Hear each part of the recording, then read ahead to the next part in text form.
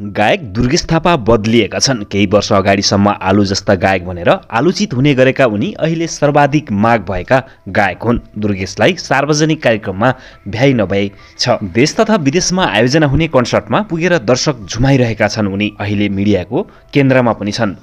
उनको दुश्मन हेरेको हेरै बोलको गीत सर्वाधिक चर्चामा छ। उनी दुर्गेशले यसै परीक्षाको समयमा कुनै पनि कन्सर्टमा सहभागी नहुने घोषणा गरेका छन्। एक विज्ञप्ति नै जारी गर्दै दुर्गेशले भनेका छन्, म जुनसुकै स्थानमा भए पनि जति नै मञ्चमा उभिए पनि मेरो वास्तविक शक्ति मेरा दर्शक श्रोताको माया र विश्वास हो। मलाई फेरि कमब्याक गराउने, माया गर्ने, मसँगै हिँड्ने मेरा भगवान रूपी फ्यानहरू हुनुहुन्छ।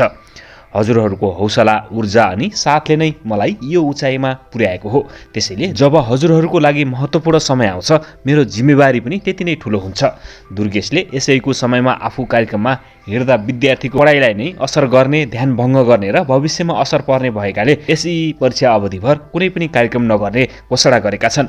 उनले आफूलाई यसै परीक्षाको अवधिभर सञ्चालन हुने कुनै पनि कार्यक्रमका लागि सम्पर्क नगरिदिन पनि आयोजकसँग आग्रह गरेका छन्। उनले पढाइमा गरिएको लगानी खेर नजाने भन्दै आफूलाई मजबुत बनाउन सबैलाई आग्रह पनि गरेका छन्।